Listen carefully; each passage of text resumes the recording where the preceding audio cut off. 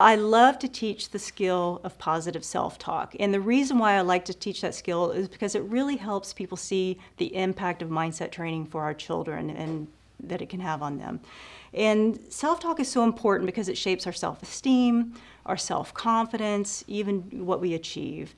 And so what is self-talk? I mean, every moment of every day we're saying something to ourselves through either our thoughts or through our words. And it's either building us up or it's tearing us down. We're doing it, our kids are doing it, most people aren't even aware of their self-talk. I know when I first discovered the concept of self-talk, I was shocked at how many thoughts of worry went through my mind. And that's why it's such an important skill for us to teach children. I read somewhere we think like 50,000 thoughts a day, and then some people said 60,000 thoughts a day, and most of those are negative. And when you start being aware of it, which is the first step, you're like, oh my God, look what I'm thinking. It's amazing. You're exactly right. So I've been teaching self-talk in my seminars for years to adults.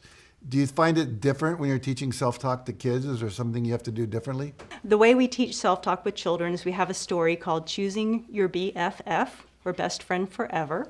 And in the story, Trudy the Tortoise, who's the main character, is with two of her best friends, Positive Pam and Negative Nicki. And of course, Positive Pam is talking nice to her, Negative Nicki not being quite so nice. So kids can very quickly see which friend they'd rather be around.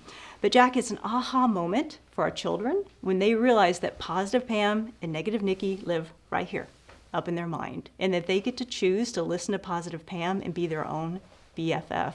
But what we're doing is we're not just teaching them what self-talk is, we're helping them to develop a skill. So we're going to teach them how to identify and shift negative self-talk, and then how to proactively create the positive self-talk. So for the shifting of the negative self-talk, we teach them to look for the grungies, which is what we talked about earlier. And then whenever they feel the grungies, they know to examine their thoughts and to gently shift their thoughts.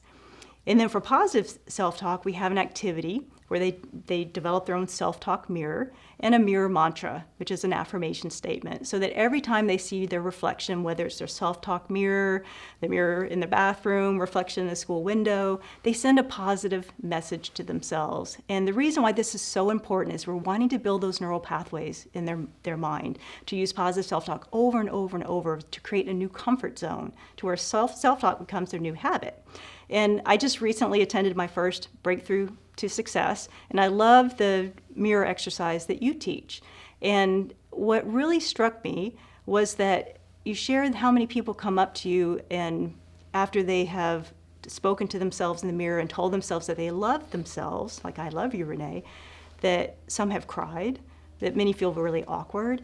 And I thought, it's amazing as human beings, it's so natural for a lot of us to believe the negative and to be uncomfortable with the positive about ourselves. I imagine, what would this world look like if both grown-ups and children learn the skill of positive self-talk?